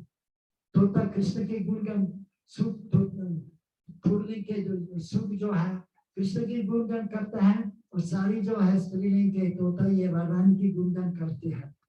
सुबह जो उठ के मतलब यह कि निशांत लीला के समय तो निकुंज में तो लीला रस लीला सुना है, कृष्ण के रस लीला गोपिया के साथ। इसके बाद निकुंज में ले जाता है कुछ समय के लिए, इसके बाद वापस जाना है बरसाना में नंदगांव में। तो लेकिन रस नृत्य किया है तो जाना थोड़ा सा मुश्किल है राधा कृष्ण के लिए। तो वृंद देवी सुख सारी को बताती है अभी कृष्ण को जगाओ, और रानी को तो सुख कृष्ण की गुणगान सारी रानी की गुणगान करती है, लेकिन नहीं जाग जाता है। इसके बाद वृंद देवी एक बंदरिया है रानी के, उनका नाम मालूम है? ककती।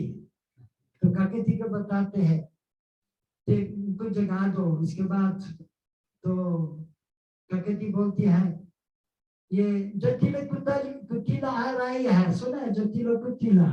कौन है? रानी के ननद। तो ये सुन के दोनों उछलते हैं अपने कपड़े लेकर, तो कृष्णा नंद की ओर चले जाता है और रानी बरसाना या जगत की ओर चली जाती है।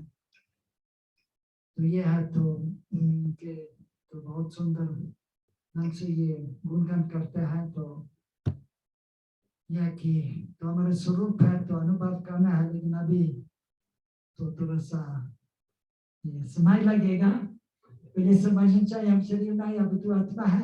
अनुभव करना है कि कृष्ण भगवान है, हमके दास है। भजन करते करते तुम वैष्णव या आगे वैष्णव के संग में तब आगे जा सकते, तब ब्रज भाव में राग मार्ग में इसमें प्रवेश कर सकते, तब आगे जा सकते, अपना स्वरूप भगवान का स्वरूप अनुभव कर सकता है। तो ये ब्राह्मण जी तो अपना स्वरूप थोड़ा सा बहुत अनुभव किया था, जैसा भी हमको मालूम है हम शरीर नहीं अब तो आत्मा है, लेकिन इसके अलावा हम कौन है, वहां पर क्या सेवा होगा बिना मालूम है, समय लगेगा। इसके बाद ब्राह्मण जी नारद जी को दूसरे को भी दिव्य ज्ञान दिया, जैसे चार कुमार को, इसी अलग अलग संप्रदाय भी है। इसके बाद नारद जी व्यासदेव जी को, व्यासदेव जी मध्वाचार्य को, इसके बाद पद्मनाभ, नृहरि इत्यादि। और इसके बाद इसमें भी श्री चैतन्य महाप्रभु आ गया है, और उनके गुरु महाराज ईश्वरपुरी मधुबनीपुरी, और उनके शिष्य रूप स्वरूप सनातन रंगनाथ जी, कृष्णदास, कविराज नरोत्तम दास, विश्वनाथ, ऐसे करते एक दिव्य ज्ञान हमारे पास आ गया है। तो भक्ति विनोद ठाकुर, गुरु किशोर भक्ति सिद्धांत सरस्वती प्रभुपाद और हमारे आंदोलन के संस्थापक आचार्य ऐसे भक्ति वेदांत स्वामी श्री प्रभुपाद की कृपा से ये दिव्य ज्ञान हमारे पास आ गया है जिससे हम आगे जा सकता है। हरे कृष्ण। स्पष्ट है? ठीक है। फिर भी कोई प्रश्न हो तो पूछ सकता है। One question. हाँ जी। Basically, we people do belongs to the hill areas. अच्छा, पर्वतीय जगह के हैं। अच्छा, देख सकता हूँ। Short height. हाँ ठीक है, हम भी तो स्विट्जरलैंड से आए, ये भी थोड़ा सा पर्वतीय जगह है, लेकिन फिर भी हम थोड़ा सा लंबा है। हाँ जी। ये बात प्रभु जी ठीक है कि कृष्ण ये 66 श्लोक सर्व धर्मानु परित्यज्य वाला श्लोक समझ में आता है that we should only please Krishna, that should be the purpose of our life. हाँ जी। But as I do belongs to the hill area, the deities जो मेरे local कुल देवता है, कुल देवता, उनके कारण मेरे में भक्ति भाव आया। अच्छा। So how I can forget them? हाँ, तो उनको भूलना जरूर नहीं है। कौन है? शिव जी है और क्या? Sometimes I attend many lectures and I have connected to this ISKCON since 2019. हाँ। And I have been taught this thing that Krishna is everything. That's fine that Lord Brahma has said about Lord Krishna in Brahma Samhita that Ishvara Param Krishna Satchidananda Vigraha Nadi Adi Govinda Sarvakaran Karana. यहाँ भी ठीक है, सब कुछ है, लेकिन जब मैं पूजा करता हूँ, whenever I worship Lord Krishna, I do have deities. But at same time, जो मेरे कुल देवता है, उनका ख्याल मेरे दिमाग में आता है। हाँ, कोई बना है, कौन है कुल देवता? शिव जी हो। I see Lord Mahasu is there. कौन? महासु। शिव जी। There is no actually, so we don't have Pramana. These deities have been carried from the Jammu and Kashmir. There was some problem in our area. तो ये जो मासु देवता है, ये district Shimla, district बैरन और district Uttarkashi में कुछ लोग इनको मानते हैं। तो हमारे देवियों कुल देवता है। तो इट्स माय पर्सनल जो फीलिंग है, मैं भाव की बात कर रहा है, I can not forget it so far. ना जरूरत भी नहीं, जैसे आपके पिताजी माताजी है ना, तुमको बोलना जरूर नहीं है ना, तुमकी सेवा भी करना है और समझना चाहिए कि उनकी कृपा से हम पैदा होता है ना। तो इसलिए मतलब ये कुल देवता जो होता है तो उनको सम्मान देना चाहिए। सम्मान और पूजा, हाँ, ये तो फर्क है सम्मान और पूजा। यह कि भगवान की पूजा कर रहा है लेकिन दूसरे को भी सम्मान देना है। जैसे कोई कहता है कि भगवान की कृष्ण की पूजा करना चाहिए लेकिन देवता की नहीं, वो कभी कभी सुनता है। हाँ, विशेष करके हमारे आंदोलन में भी मैंने भी सुना है कि अभी तो शिव जी तो वो तो कुछ नहीं है, लेकिन ये गलत है। शिव जी यथा वैष्णव शंभो, ये परम वैष्णव है और ये है ना ब्रज में भी है, गोपेश्वर है, गोपेश्वर। हाँ, गोपी के फॉर्म में आता है कृष्ण को प्लीज करने के लिए। ये है, इसलिए तो उनको सम्मान देना है और जिस सब कुल देवता जो है उनको सम्मान देना है।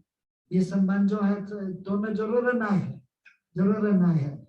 जैसे देख लीजिए, ये भी है कि मैंने सुना कि काल प्रधानमंत्री आ रहा है ना, परसों जो भी है, सुना, आज सुना है, प्रभु जी ने बोला है, मुझे तो नहीं मालूम था, लेकिन यहाँ के है तो मालूम है। तो ऐसा कि निश्चय शुद्ध वैष्णव नहीं है लेकिन फिर भी पार में है और अभी इस पार में है, इसलिए उनको भी सम्मान देना है। अगर मान लीजिए ब्रज में भी आया है, हमारे मंदिर में ना लेकिन दूसरे मंदिर में आया है और उसी समय भी हमारे मंदिर के भक्त लोग वहां पर आमंत्रित थे, इसी अक्षय पत्र के मंदिर में, वहां पर प्रधानमंत्री आए थे, तो उसी समय को सम्मान देना है, एक कर्तव्य है। और जैसे दूसरे देवता, मतलब ये सूर्य देव की कृपा के बिना तो नहीं रह सकता है, सूर्य को भी प्रणाम करना है और जैसे चंद्रमा को, उनको भी प्रणाम करना है, वायुदेव को, वरुण देव को सम्मान देना है।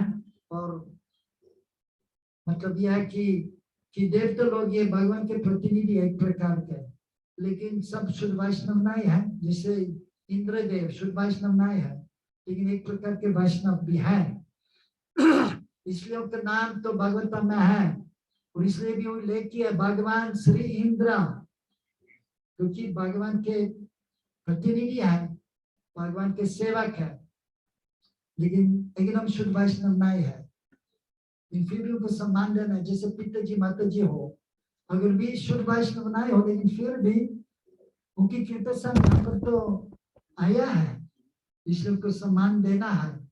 अगर शुद्ध वैष्णव भी ना हो लेकिन फिर उनको सम्मान देना है। और संबंध तो ये एकदम मतलब टूटना नहीं चाहिए, जरूर ना है। विशेष करके जब गृहस्थ है तो संबंध रखना है। अगर कोई सोचती कि मैं ब्रह्मचारी में रहूंगा तो चार गांव छोड़ता है, लेकिन फिर भी कभी कभी भी पिताजी से माताजी से बात कर सकता है, कोई बात नहीं है।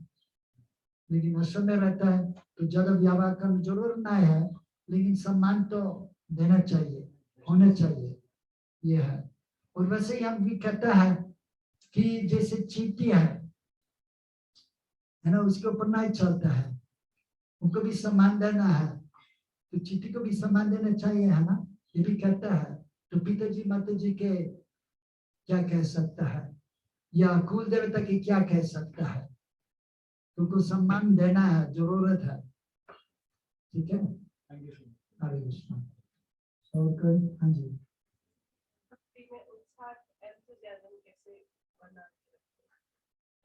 उत्साह, हाँ, यह है कि हाँ, ये रूप गोस्वामी कहता है उपदेशामृत में, उत्साह निश्चय कार्य तत्व कर्म प्रवर्तन संगत जगत सतोवृत्ति सद्वीर भक्ति प्रसिद्ध थी।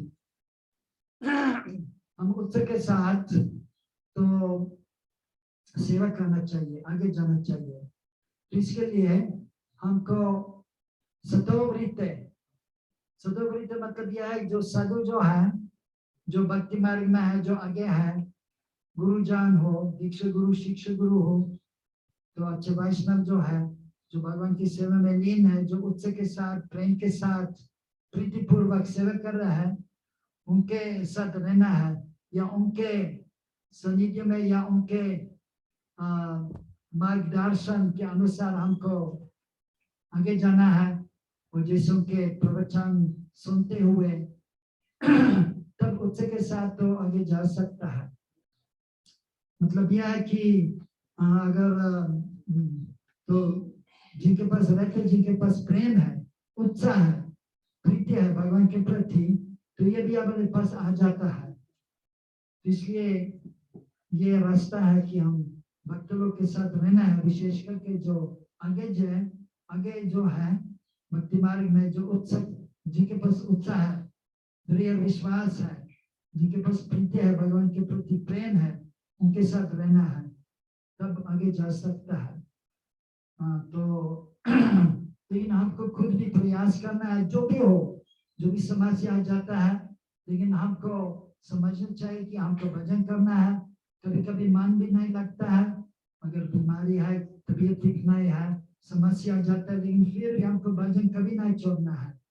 ये निष्ठा होना चाहिए कि हमको भजन करना है, मन भी नहीं लगता है, अगर जो काम है, ये समस्या हो, वो समस्या है, लेकिन हमको भजन करना है, हमको जप करना है, कम ज्यादा से ज्यादा, कम से कम नहीं, ज्यादा से ज्यादा 16 माला हो। शुरुआत में शायद मुश्किल है तो 8-10 माला कीजिए, लेकिन हमको करना चाहिए, रोज रोज जो भी हो हमको करना है। ये निष्ठा होना चाहिए, एक प्रकार के उत्साह है। अगर मन भी नहीं लगता है, अगर तबीयत भी ठीक नहीं है, ये समस्या वो समस्या, लेकिन फिर भी हमको करना है। जब हमको ठाकुर जी की थोड़ा बहुत सेवा करना है, हमको शास्त्र पढ़ना है, ऐसा करते हुए ये उत्साह है। तो अगर भक्त के साथ, लेकिन भक्त के संपर्क में रहना है, इसलिए प्रभुपाद ने बहुत सारे मंदिर स्थापित किया, इसलिए भक्त लोग यहाँ पर भी आया है। तो भक्त के संपर्क में रहना चाहिए, वापु से मतलब शरीर से। और अगर ये मुश्किल है तो आजकल तो इंटरनेट के माध्यम से तो संपर्क में रह सकता है, ऐसे करते हुए तो हो जाता है। ठीक है,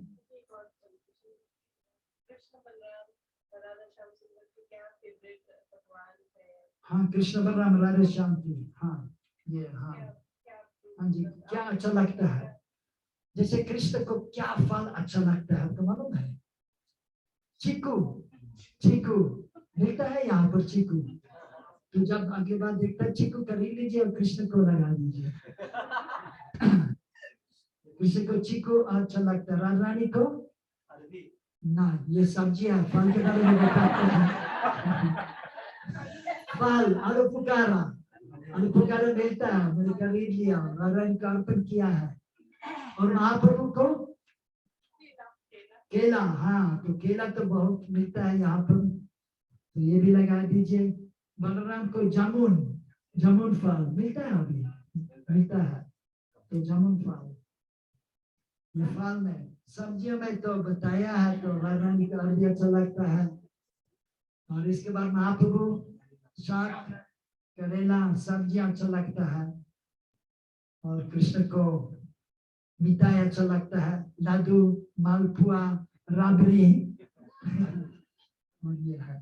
और महाप्रभु को संदेश को अच्छा लगता है, कृष्ण को भी अच्छा लगता है, लेकिन कृष्ण ये महाप्रभु अच्छा लगता है, ये जो संदेश, रसगुल्ला, रसमलाई,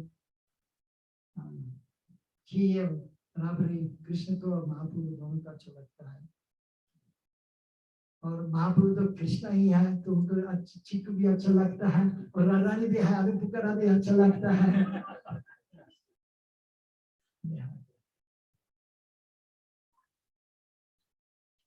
और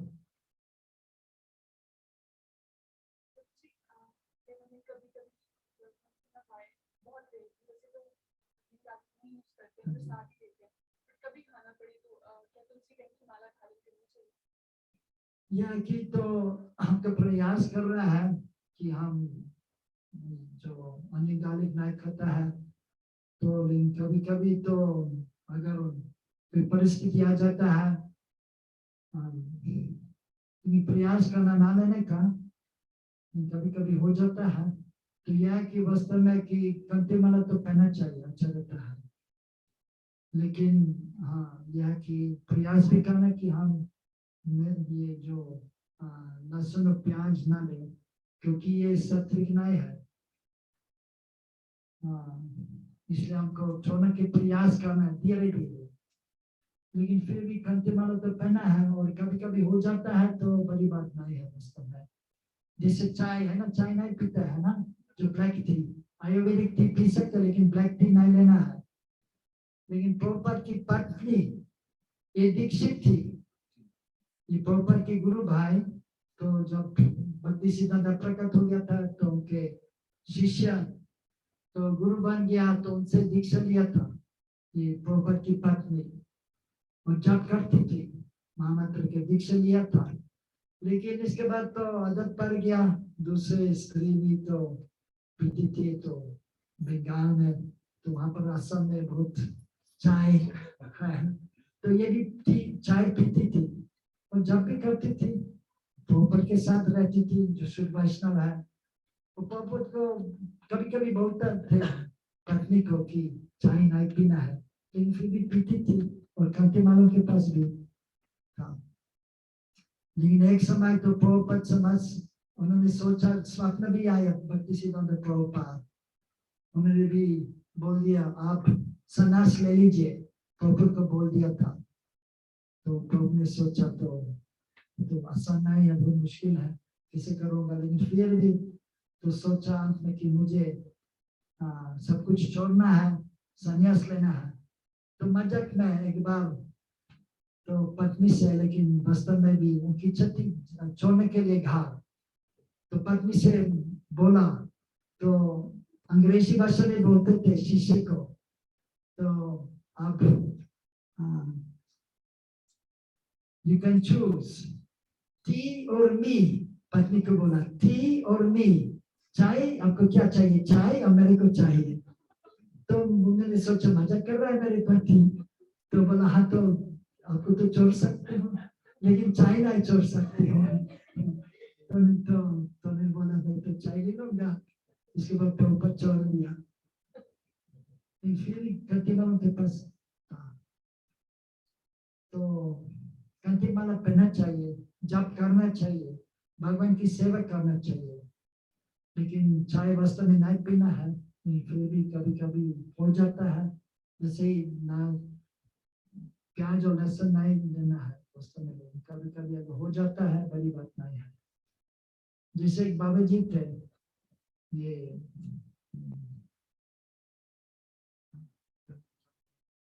जो बंशीदास बाबा जी महाराज, ये भक्ति सिद्धांत प्रभुपाद के समय थे। और भक्ति सिद्धांत प्रभुपाद उनको मालूम था एक महापुरुष है, तो एक बार उनके शिष्य वहां पर भेज दिया, दोनों शिष्य को, दो शिष्य को भेज दिया वहां पर। और ये सेवा करते करते मुंशीदास बाबा जी, और लेकिन आदत था उनको कभी कभी हुक्का पीते थे और कभी कभी चाय पीते थे और ठाकुर जी को भी अर्पण करते थे कभी कभी।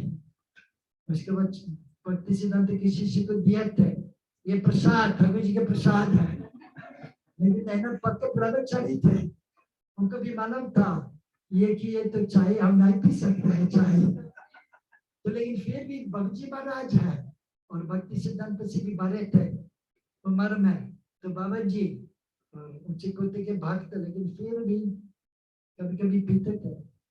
इसके बाद तो ग्रहण किए थे ये दोनों भक्ति सिद्धांत प्रभुपाद के शिष्य, धन्यवाद चाय के लिए।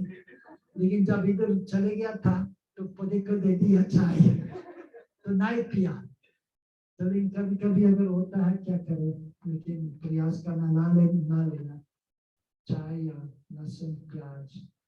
और एक बार भी प्रभुपाद कहीं पर गए थे मेरे ख्याल से सूरत में, तो वहां पर प्रोग्राम किए थे अलग अलग घर पे, तो एक गांव में मंत्री थे तो प्रसाद पढ़ते थे, और उसके बाद तो पढ़ते पढ़ते तो प्रभुपाद समझ लिया कि इसमें प्याज और लहसुन था। और इसके बाद प्रभुपाद के शिष्य प्रभुपाद से कहने लगे, प्रभुपाद इसमें तो प्याज लहसुन है, तो ये तो नहीं लेना है। तो प्रभुपाद शिष्य को बोल दिया, लेकिन है ना हमको आमंत्रित किया है, परोस दिया है, हमें अभी प्रसाद पता है, तो अभी मना करना ठीक नहीं है। आपको पहले तो जिज्ञासा करना था और बोलना था कि हम प्याज और लहसुन नहीं लेता है, लेकिन अच्छा तरह से बात नहीं किया, इसमें लगा दिया था, तो प्रॉपर प्रसाद लिया और कुछ नहीं बोला, क्योंकि है ना, तो अगर किसी के घर पे है प्रसाद पाता है और उसी समय कुछ बोलना तो उनको अच्छा नहीं लगेगा, तो प्रसाद पाया, प्रॉपर प्रसाद पाया, इसमें लहसुन या प्याज का। कभी कभी हो जाता है, लेकिन ना लेने की प्रयास तो करना ही है, ठीक है। हरे कृष्णा।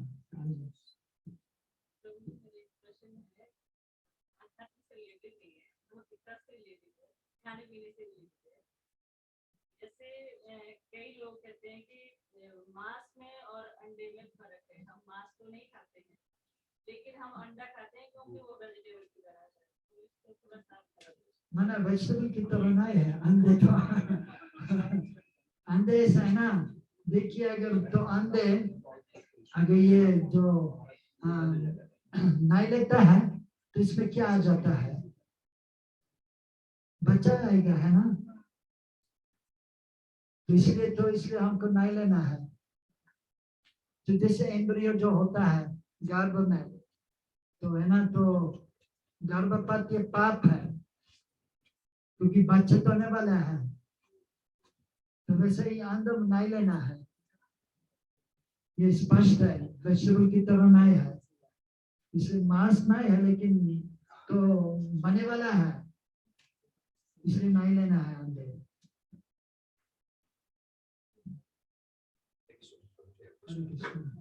कोई प्रश्न है?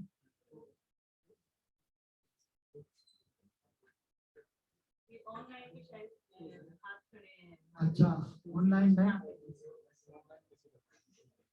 अच्छा ठीक है, तो अभी समाप्त कर रहा हूँ। तो आपके लिए सबके लिए थोड़ा सा प्रसाद है, वृंदावन से महाप्रसाद है, प्रभु जी और भी जाने वाले हैं, उनको भी बुलाए, उनको प्रसाद देंगे। और एक बार प्रसाद बोलना है, हरे कृष्णा कृष्णा कृष्णा हरे हरे, हरे राम राम राम हरे हरे। एक बार जप करता है, ठीक है, अच्छी बात है, तो एक बार जप करता है, दो बार भी जप कर सकता है।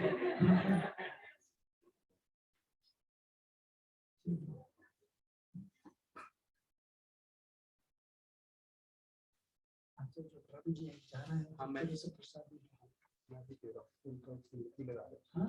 हाँ अच्छा प्लेट लगाता है, उसमें डाल दो। ठीक है ठीक है। हम सब जब कर रहे हैं प्रेम से, हरे कृष्णा कृष्णा कृष्णा हरे हरे, हरे हरे, हरे राम राम राम हरे हरे, कृष्णा हरे कृष्णा कृष्णा कृष्ण कृष्ण हरे हरे, हरे राम राम राम हरे,